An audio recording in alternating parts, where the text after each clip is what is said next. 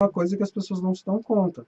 Todo processo espiritualístico, ele vem do hábito, do ritual. A própria questão do ritual, ela é um hábito comportamental, né? Realmente.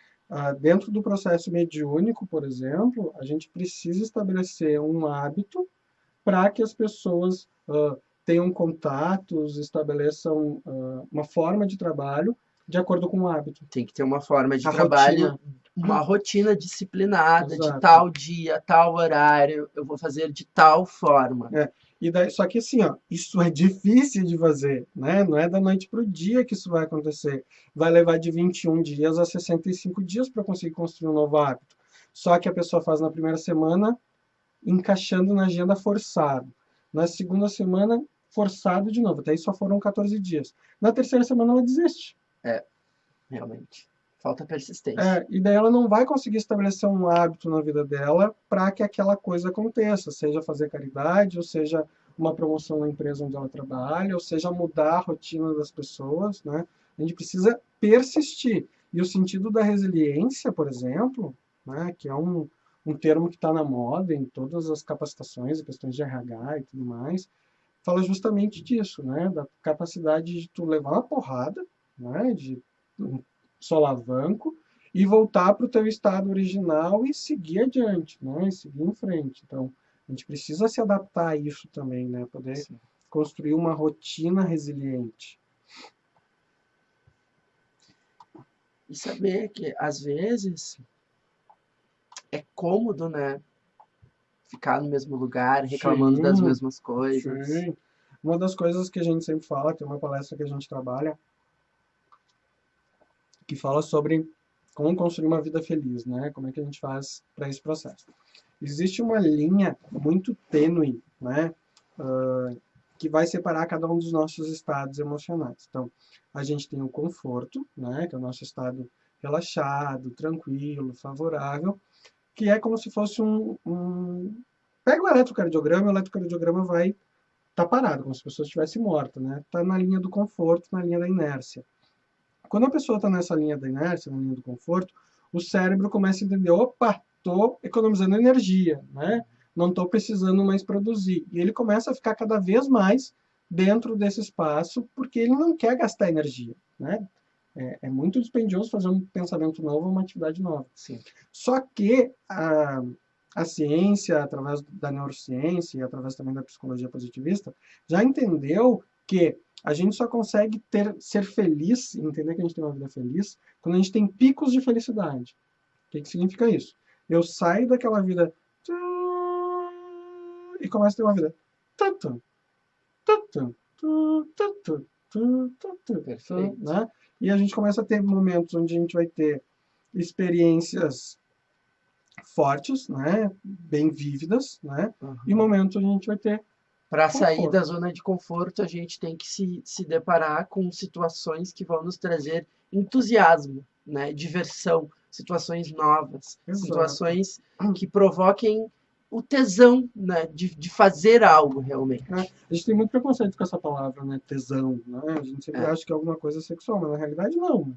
É aquela vontade, o ânimo, a vontade de fazer alguma coisa, de realizar alguma coisa. exato. Que é o assopro da vida, que é a alma, né? O ânima, né? Ânimo, A forma como a gente o prana, vive. Então, essa construção da vontade de ser, da vontade de realizar, da vontade de construir, ela precisa muitas vezes ser forçada.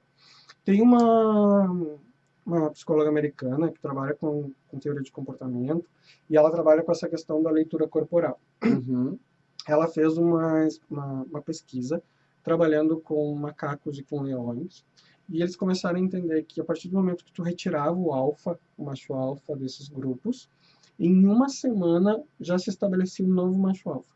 uhum. Daí eles foram entender que dentro desse espaço, uh, daquilo que eles estavam trabalhando, né, o alfa ele tinha como é que eu posso dizer? Uma queda de cortisol, que é o hormônio do estresse, e uma alta de testosterona, que é o hormônio da ação, Sim, né? E essa mudança hormonal acontecia em uma semana muito rápido. E ela começou a entender algumas poses, alguns gestos que corporalmente esses novos Animais. animais começavam, não novos animais, esses novos alfas, né? Eles Sim. continuam sendo animais. Esses novos alfas começavam a ter iguais os alfas anteriores, né? Por exemplo, Sim. aquela pose de relaxamento, de ficar assim, a pose da Mulher Maravilha, tipo, Armou açucareiro. armou açucareiro, né? E ela começou a tentar pensar da seguinte forma: bom, o ser humano também faz alguma dessas poses. Será que se a gente fizesse forçando essas poses, o corpo ia reagir devolvendo com essas taxas hormonais? E ela entendeu que sim, que quando a gente faz de forma forçada algumas situações corporais, o corpo faz a leitura inversa, porque a leitura corporal ela é automática, né? O cérebro pensa, o hormônio já traz e a gente vai para o corpo, leva para o gestual. Sim. Só que o contrário ela descobriu que também funcionava. Então eles entenderam que fazendo 2 minutos de algumas posições tidas como posições de poder, reduzia o cortisol, o hormônio do estresse, e aumentava a testosterona, fazendo com que a pessoa fosse mais assertiva e também acreditasse mais na sorte, Que né? maluco Então isso, pudesse né? arriscar. Exato, é muito doido. Tem comentário aí. A Ivana disse assim: os gatilhos identificamos pelo sentimento que nos aflora através das crenças limitantes, nosso comportamento e como identificar as armadilhas, porque as armadilhas podem ser positivas ou negativas. Como saber que não estamos fazendo a escolha certa, sem crenças limitantes? Bom, como que a gente entende se a gente está fazendo a coisa certa? Se a gente está atingindo o resultado. Tá, né? tá te fazendo bem? É. Tá tendo felicidade com isso? Tá chegando onde tu quer? Tá né? entrando muito em conflito com outra pessoa que isso tá influenciando de alguma forma negativa? Se tá tudo certo, possivelmente você tá no caminho certo. E que é positivo, né? Não é negativo. E é muito importante também saber que o que é certo hoje pode não ser certo amanhã. Exato, isso é bem importante. Às vezes uma crença leva a gente até o lugar onde a gente conseguiu chegar, né? Então, muitas vezes isso acontece muito no ambiente corporativo. A gente chega até um posto, uma posição com um acreditar, com uma forma de olhar o mundo, e a gente vai precisar se reconstruir para conseguir um novo posto, para conseguir uma nova colocação, e aquela crença deixa de ser útil, ela vira limitante. Antes ela era positiva e agora ela virou negativa, porque ela não me deixa conquistar aquilo que eu quero, né? Vai muito dentro dos valores e também da questão ética e moral de cada uma das pessoas. Perfeito. Deixa eu só ver aqui o finalzinho. Como saber que não estamos fazendo a escolha certa? É justamente isso, né? Entender, eu quero conseguir ter mais tempo livre. Tô conseguindo? Se não tô, tá fazendo a escolha errada, né? Exato. Eu quero conseguir ter mais dinheiro no banco. Tô conseguindo? Se não tô fazendo a escolha errada. Eu quero ter acesso a planos mais sutis. Estou conseguindo? Se não estou fazendo a coisa errada. Né?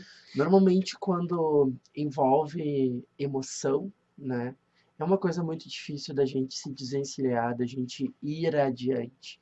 E é difícil até de falar sobre isso. A pessoa não consegue colocar em palavras aquilo que ela está sentindo, aquilo que está fazendo ela travar, né? É um trabalho de formiguinha, diário, de autoconhecimento. Tu vai te conhecendo, tu vai conversando com um terapeuta, tu vai conversando com um amigo e trocando experiências e sabendo como que outras pessoas fizeram, como que outras pessoas que também tinham essa dificuldade, como é que elas conseguiram, como é que elas conseguiram se livrar disso, sabe? E através da história dos outros, tu vai construindo a tua história. Constrói a tua verdade em cima da verdade dos outros. Porque, querendo ou não, o exemplo também é uma forma da gente conseguir simular na nossa mente aquela realidade sem precisar passar por aquilo. Né? Então, filmes, livros, exemplos de pessoas, tudo isso ajudam a construir o nosso imaginário para isso. Né? Em alguns momentos a gente vai ter que testar, né? Sim. Mas em outros momentos a gente consegue só, a partir do exemplo, conseguir construir cada uma dessas coisas. Isso aí, show de bola. Deixa eu só ver se tem mais algum comentário aqui. Pode seguir, Lucas. Sobre o que a gente fala agora? Sobre o que a gente fala agora? Eu acho que a gente pode falar justamente sobre essa questão. O quê? Do que você falou? Não sei. Rolou um branco aqui geral. Quando a gente não tem roteiro, né, a gente vai, às vezes, dar uma paradinha. O que acontece também, muitas vezes, com a questão do nosso comportamental? A gente vai precisar entender, enquanto ser humano, que para cada grupo social existe, sim, uma forma de comportamento. Perfeito. Para cada grupo social. Não, isso não é ser duas caras, isso não é ter máscaras, isso não é ser maluco, É saber se é comunicar, saber se comunicar. passar a mensagem que tu quer. E a gente precisa ter muito consciente isso, porque comportamento ele vem de uma forma quase instintiva. O inconsciente traz, o corpo reage e já era, né? Já aconteceu, deu, Sim. tá ali sacramentado. Muitas vezes o nosso comportamento, por exemplo, a pessoa Eu tenho um exemplo bom. fala, A pessoa trabalha num centro espírita que só pode trabalhar vestido de branco.